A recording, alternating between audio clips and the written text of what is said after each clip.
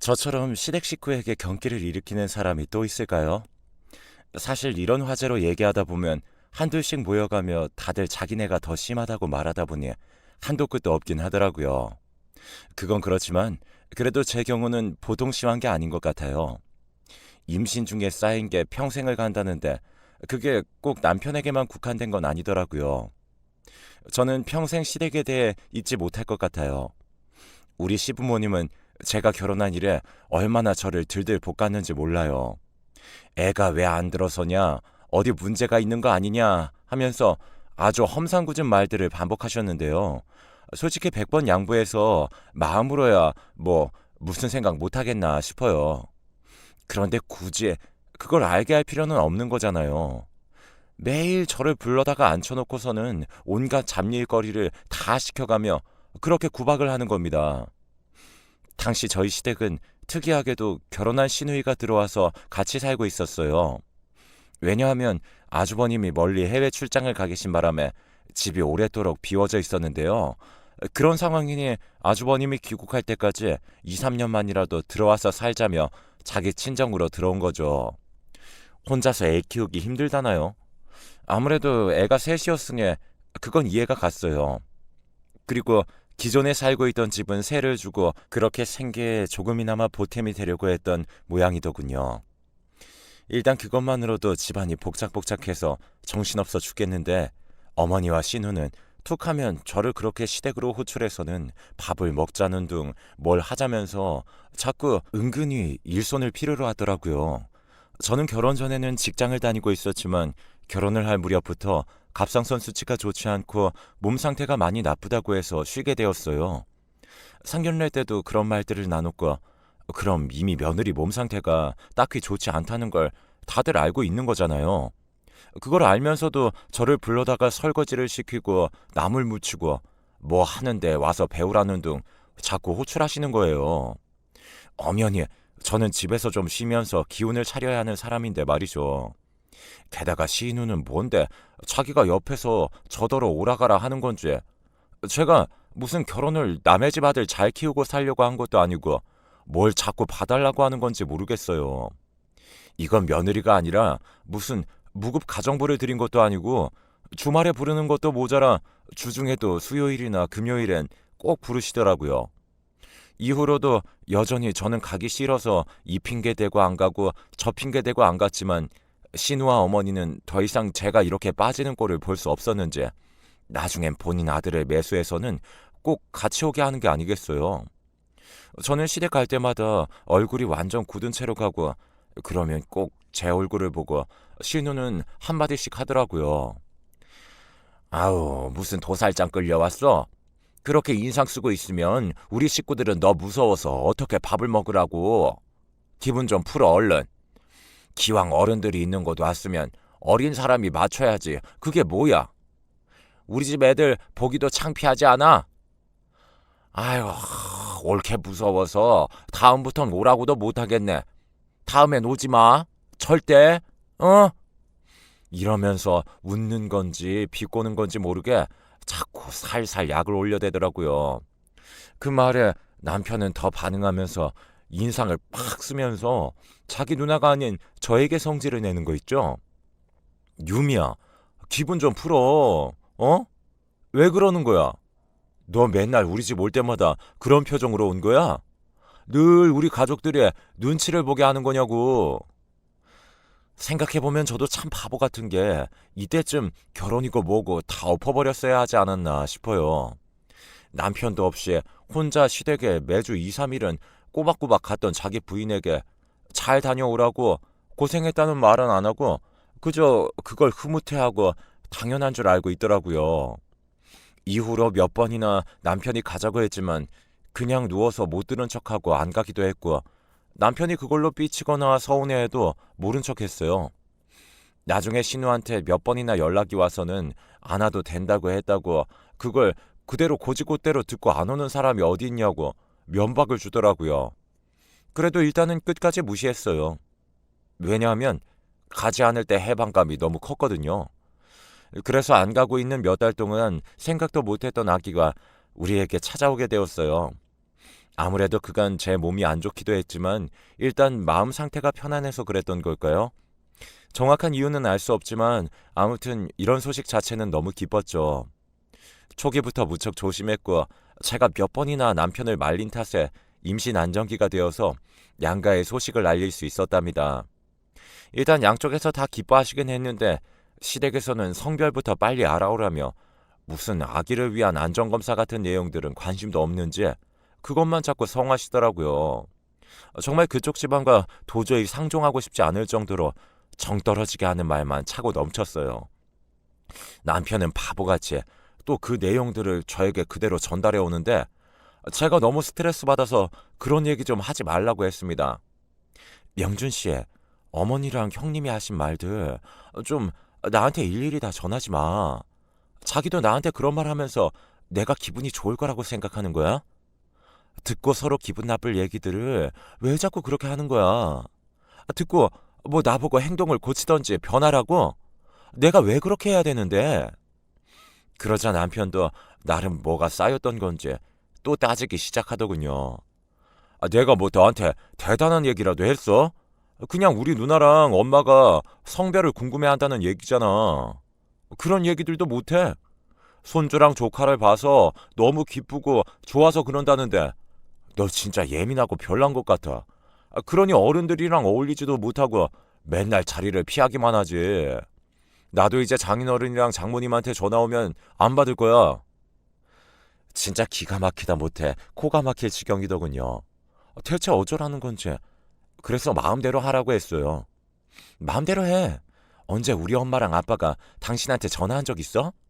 아니, 그러는 당신은 먼저 우리 집 사이가 되어가지고 안부 전화라도 한 적 있냐고. 나보고는 안부 전화 일주일에 한 번씩 안 한다면서 맨날 어머니랑 형님한테 전화가 그렇게 걸려왔는데 자기는 뭐 하는 거야? 우리 집에서 매일 당신한테 쪼아대는 가족이 누가 있는데? 뭐야? 쪼아댄다고? 말 다 했어 너 지금? 이쯤 되니까 신우랑 어머니가 딱히 이상한 게 아니었음을 너무 늦게 깨달았지 뭡니까? 그냥 이 집은 다 한통속이에요. 남편부터 시어머니, 신우, 그냥 가족이기에 다 이런 인간들이었을 뿐이더라고요. 그런데 제가 늦게 알았고 남편은 그 안에서 괜찮은 사람이며 내 편을 들어줄 사람으로 잘못 착각했던 거예요. 어머니랑 신우는 그냥 자기 동생이자 아들을 장가 보내놓고 걱정이 많아서 유난히다 못해 저렇게 사람을 미친 듯이 잡아대야 성이 풀리는 이상한 사람들이라고 생각했거든요. 남편은 이런 부분에서 중재를 잘 해주겠지. 나는 남편만 믿고 결혼했으니까 이렇게 생각했는데요. 결국 시집살이는 남편이 시키는 것이더라고요. 남편이 이런 식으로 생각이 꽉 차 있으니 시댁에서 저를 만만하게 보고 선을 마구 넘어대는 것 같았죠. 아무튼 저는 이런 상황을 더는 봐줄 수가 없어서 남편과 냉전 중에 들어갔고 성별이 나온 이유도 남편에게만 말했을 뿐 시댁에 따로 연락은 안 했어요. 남편도 제가 자기네 가족들과 전혀 연락 안 하는 모양새를 보고 포기했는지 본인이 직접 말을 했나 봐요. 하루는 집에 누워있는데 어머니께 전화가 온 거예요. 누워서 받다가 너무 스트레스가 받아서 그만 자리에서 일어났어요. 유미, 너 딸 가졌다며? 명준이한테 연락받았다. 너는 네가 입이 있으면 직접 찾아와서 말을 할 것이지. 그걸 꼭 남편을 통해서 전해야겠어? 이때부터도 뭔가 짜증나고 싫었는데 갈수록 말 같지도 않은 얘기만 거듭하시더라고요. 그리고 이 집에 와서 처음 애를 가졌으면 웬만하면 아들을 가졌어야지. 웬 딸이야 대체? 나보고 명준이 할머니나 어른들한테 어떻게 말을 하라고? 네가 좀 관리를 잘해서 노력을 했어야지. 아이고 여자가 되어서는 그놈의 씨 하나 제대로 못 골라서 냉큼 딸을 가져버리면 어떡하냐? 아유 잔말 말고 둘째는 꼭 아들 낳도록 해야 한다. 진짜 무슨 아기로 협박하는 폭력배도 아니고 조선시대 말기도 이런 식으로 말하는 시어머니가 있었다면 분란이 일어나지 않았을까요? 가뜩이나 불편한 몸 이끌고 힘든 며느리한테 이런 식으로 말을 해야 하는 건지 저는 대답도 제대로 하지 않고 그냥 전화를 끊어버렸어요. 그게 또 마음에 안 들어서는 남편에게 전화해서 얼마나 난리를 치셨는지 남편은 들어오자마자 저한테 씩씩거리면서 엄마 전화를 대답도 않고 끊었냐며 할 말 많아 죽겠는데 제가 전화를 안 받는다며 머리끝까지 화가 나셨다고 합니다. 그러면서 저 때문에 너무 스트레스 받아서 화병 나서 알아 누우셨다며 빨리 사과를 드리러 찾아가 보라고 하는데 이때부터 저는 정말 남편이 인간처럼 느껴지지 않았어요. 어떻게 뱃속에 자기 자식을 임신하고 있는 부인한테 곧 죽어도 자기 엄마와 누나가 우선이 되어서는 저런 말들을 해댈 수 있는 걸까요? 저는 억울하고 화가 나서 눈물을 끄끄거리며 참으면서도 절대로 무슨 일이 있어도 전화를 다시 걸지 않았어요. 그냥 남편 하나만 무시하고 안 보면 그만이더라고요. 시간이 갈수록 냉전이 길어지고 임산부인 저 혼자 산부인과를 다니는 날들이 많았고 자기도 주제에 앞바랍시고 애 크는 건 또 궁금했는지 슬 숙이고 들어오더라고요. 저는 일단 챙겨줄 건 챙겨주고 남편 입에서 어머니와 누나 얘기하며 챙기라는 말이 나온다면 그냥 무시하고 말았어요. 듣지도 않고 자리에서 일어나 버리고 곧장 안방으로 향해 문을 잠가버렸습니다. 그런 게 또 화가 났던 건지 남편은 그새 또 자기 엄마한테 말한 것 같았고 어느 날은 글쎄 우리 엄마한테 전화가 왔지 뭐예요. 유미야, 너 시댁이랑 뭔 일 있니? 그런 일이 있었으면 엄마한테 말하지 그랬어. 무슨 일이라니? 엄마가 하시는 말씀을 듣고 저는 화를 좀처럼 다스릴 수가 없어서 감당이 안 되더군요. 듣기로는 어머니가 우리 엄마한테 전화를 해서 그렇게 제 험담을 하셨다는 거예요. 며느리가 되어서 시댁도 잘 안 오려고 하고 임신하고 걱정돼서 몇 마디 좀 했더니 그걸로 뾰루퉁해져서는 우리 아들한테도 집에서 어지간히 잡고 사는 것 같다며 사돈이 어찌 그리 교육하셨냐면서 되려 따졌다는 거예요. 저는 너무 어이가 없어서 그간 있었던 일들을 엉엉 울며 엄마에게 말을 했고 엄마는 한참 숨죽이고 들으시더니 다시 말씀하시더라고요. 됐어. 유미야, 너 잘못 없어. 넌 그냥 하던 대로 해. 그리고 박서방도 참 실망이네. 엄마도 생각이 많다. 일단 너는 그냥 아무것도 신경 쓰지 마. 한편으론 엄마한테 이렇게 마음 쓰이게 한 것 자체도 너무 속상하고 우리 집을 얼마나 우습게 봤으면 지들이 한 짓은 생각도 안 하고 대뜸 사돈한테 전화해서 따질 수가 있나 싶더라고요. 이때 저는 잠깐 속으로 이혼을 생각했으나 뱃속의 아기를 이제 성별까지 알았고 시댁이 없으면 엄청 큰 문제는 없이 그럭저럭 지내는 편이라 다시 눈을 질끈 감고 있기로 했어요. 그런데 시간이 좀 지나서 결국 저는 결정을 내리지 않으면 안 되는 일을 겪어 말하지 뭐예요. 상황이 이렇게 가고 있으니 진짜 이 집안도 남편도 답이 없는 것 같더라고요. 이유인즉슨 바로 제 출산을 앞두고 일어난 일 때문입니다. 저는 조리원이며 이것저것 필요한 것들을 진작부터 준비해 두었고 수술로 낳을 예정이었기 때문에 많은 것들을 알아보고 있었어요. 수술 때 아이를 낳고 입원해 있는 동안은 아무래도 남편의 도움보다는 엄마의 도움이 더 필요할 것 같아서 엄마께 얘기를 해두었고요. 그렇게 만반의 준비를 해두었는데 어째 짐을 싸고 준비를 하는 저를 보면서 남편의 표정이 영 어색한 거예요.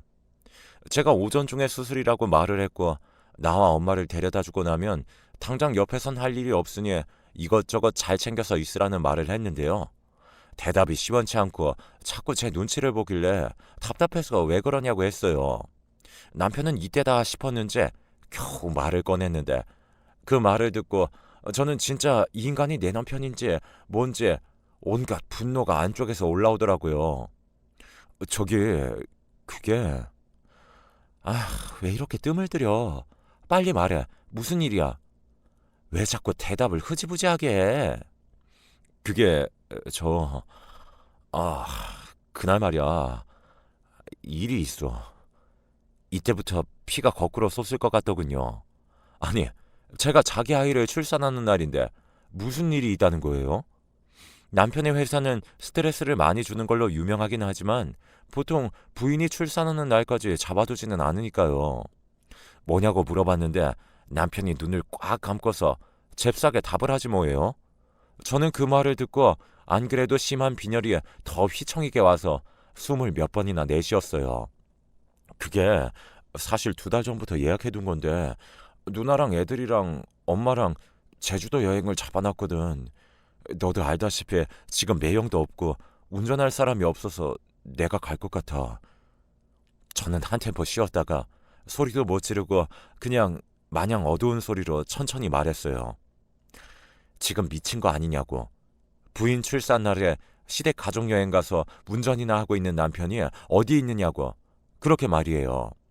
그랬는데도 남편은 도저히 빠져나올 수 없는 상황이라는 걸 계속 저한테 설득하는데, 정말 이제 제가 그때 돌아버리지 않고 맨정신에 들은 것만으로도 스스로를 칭찬해주고 싶을 정도예요.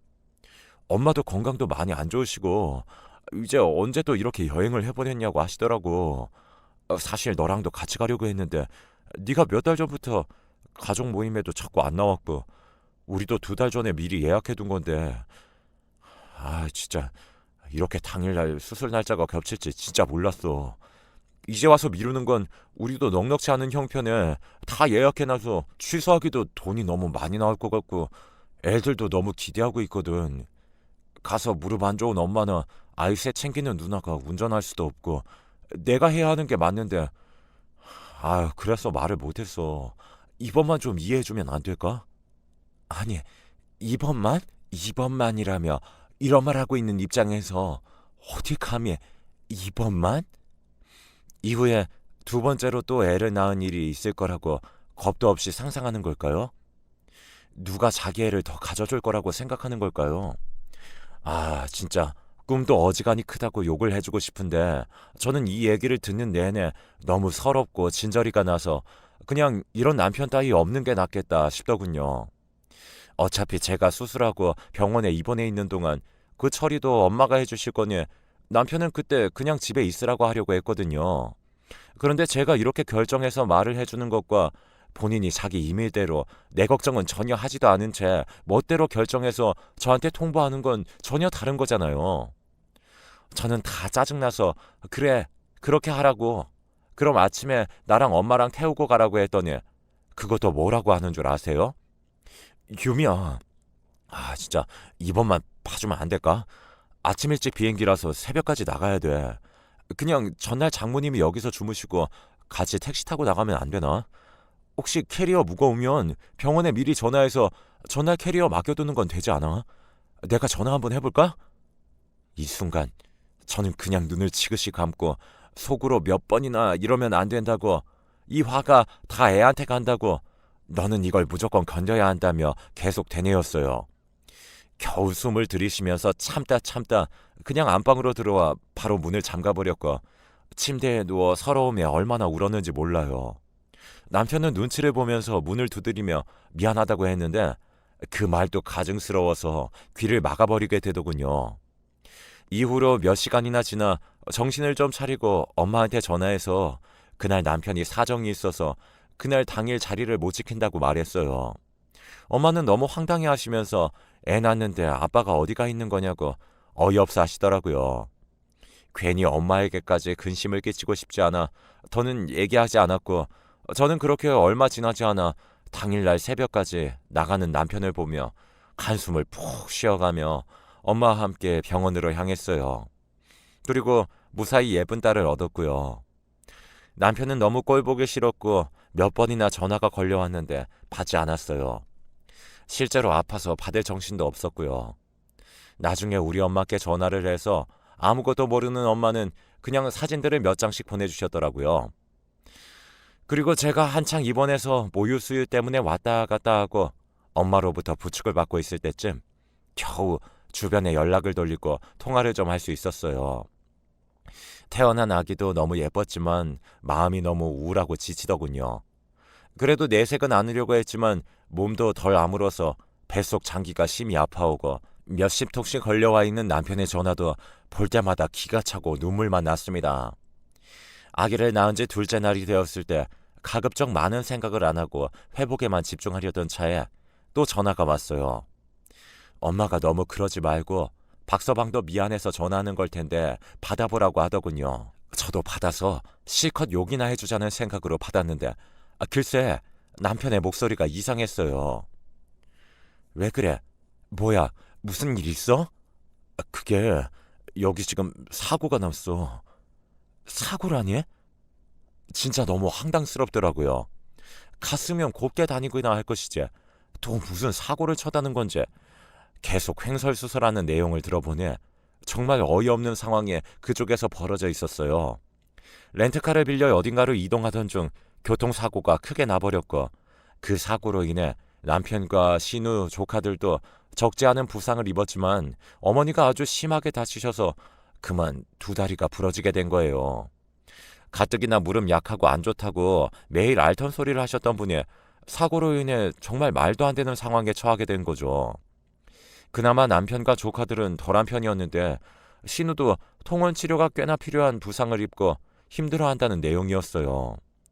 올라오는데 시간이 좀 걸린다는데 진짜 너무 갑갑해서 한숨만 푹푹 쉬게 되더군요. 와중에 옆에서 이 통화 내용을 다 들으신 엄마는 그제서야 왜 이 자리에 본인 사이가 없는 건지 진실을 알게 되셨고 분노로 좀처럼 몸을 추스르지 못하게 되었어요. 엄마는 욕을 하면서 어떻게 그럴 수가 있냐고 자기 새끼 낳는 순간에 지네 엄마랑 누나랑 놀러가서 저렇게 사고를 당한 거냐고 아주 난리를 치셨어요. 이런 모습을 보고 있으니 머리가 어지러워 죽겠는데 어쨌든 어머니도 보통 다치신 게 아니니 상황이 정말 위급하긴 하겠구나 싶더군요. 일단은 자리 잡힐 때까지 두고 보기로 했고 며칠이 지나 다들 서울로 올라왔어요. 그리고 저는 제대로 퇴원해서 조리원으로 갔고 나중에 남편이 뒤늦게 와서 아기와 저를 봤고요. 진짜 이때 남편 행색도 어찌나 한심하던지 자기도 자기가 죽을 죄를 진 건 알긴 아는 건지 눈도 잘 못 맞추더라고요. 아무튼 그런 상황에 있던 중에 저는 조리를 그럭저럭 하면서 다시 집으로 돌아오게 되었고 남들은 아기가 집에 오면 그 순간부터 힘들어서 그렇게 울고 못 잔다는데 우리 딸은 비교적 잘 자고 저를 힘들게 하지 않더라고요. 그렇게 며칠을 아기에게 안정적인 상황을 만들어주면서 상태를 보고 있는데 이때 어머니에게 전화가 왔어요. 아무래도 그렇게 다쳤다고 한 이유로 꼴 보기 싫어 죽겠지만 아무튼 큰 사고를 겪으셨다고 했는데 통화를 한 번도 안 해보긴 그렇더라고요. 그래서 그냥 일단 받았는데 내용은 정말 저를 기겁하다 못해 기절시키기 충분한 내용이었어요. 그리고 저는 그렇게 몇 번이나 머릿속으로 스치듯 지나갔던 이혼이라는 생각을 실현하기 위해 요즘 준비하고 있고요. 아이고, 너는 시애미가 이렇게 반불구가 되어버렸는데 연락도 안 해보고 하나밖에 없는 며느리가 그 모양으로 그래서 쓰겠냐? 아, 어머니, 죄송해요. 저도 애기 낳고 몸 추스르느라. 아, 됐고. 그 뭐냐. 내가 지금 이 모양이 돼서 움직이질 못해. 니네 신우도 아주 그냥 보통 크게 다친 게 아니야. 애들도 못 돌보고 있고 이거 뭐 간병인이라도 써야 할 판이다. 그러니까 네가 애기 안고 여기로 넘어와서 조카들도 좀 같이 챙겨서 먹이고 여기 와서 신우도 좀 간호하면서 나도 좀 챙겨주고 해야겠다. 아, 그 간병인이 솔직히 그게 다 돈이 얼마니? 다 낭비지 뭐냐? 가족이 있는데 뭘 다른 데 사람 구해서 돈을 써? 그니까 당장 잔말 말고 내일부터 와. 아휴, 오늘도 다들 죽겠다고 아우성인데 그냥 내일부터 오라고 하는 거야. 어? 아유, 얼른 대답해. 어이가 없더군요. 가족이요? 가족이 있는데 무슨 간병인을 쓰냐고요? 그럼 가족인 며느리가 그렇게 생사를 걸고 자식을 낳고 있는 동안 가족이라는 사람들은 어디가 있었나요? 다리가 부러지고 허리가 부러진 게 제 탓인가요? 저도 수술하고 몸이 다 아물지 않아서 최대한 누워있기만 하고 있고 애기도 제대로 못 안아보고 있고 먹이는 거, 기저귀 채우는 거 다 저희 친정엄마가 하고 있는 현실인데 뭐라고요? 저는 이때 정말 토하듯 울음을 쏟아내면서 전화기를 집어던졌고 놀라서 들어온 친정엄마에게 모든 사실을 다 말해버렸어요. 사정을 다 들으신 엄마는 표정이 점점 굳으시더니 이런 집에 너를 그냥 둘 수 없다고 하시더군요. 게다가 제가 알기로는 남편도 이 사실에 동의를 안 할 리가 없다고 했어요. 지금 당장 애 낳고 누워있는 자기 부인보다 다리가 부러져서 몸을 못 쓰고 있는 엄마가 안쓰러워 죽겠는 사람이니까요. 한참을 고민하고 아빠와도 얘기를 나눈 끝에 저는 친정에 들어와 있고 남편에게는 이혼 서류를 보내놓은 후 어떤 연락도 받지 않고 있어요. 어찌 보면 제가 극단적으로 반응하는 것처럼 보일 수 있을지 몰라도 이 집은 평생 이런 식으로 굴러가겠다 싶더군요. 그러면 방법은 하나밖에 없어요. 거기 맞춰 살던지 싫으면 같이 안 사는 수밖에요. 귀여운 제 딸과 제 몸 하나 건사하기도 힘들어 죽겠는데 애 낳는 날 나만 빼놓고 지들끼리 탱자탱자 제주도에 놀러가서 그런 대형 사고를 겪고는 그 뒤처리를 저보고 하라고요? 죽어도 그렇게 못 살아요. 아주 그냥 셋이서 재미가 붙었는지 제 이혼 서류를 받고선 남편과 신우, 어머니까지 셋이 아주 시간이 많은지 돌아가면서 저한테 전화를 하고 협박식에 문자까지 보내고 계속해서 징징 울어대네요. 너무 징하고 진저리가 나서 이 집과의 모든 인연을 다 뿌리 뽑아버리고 싶습니다.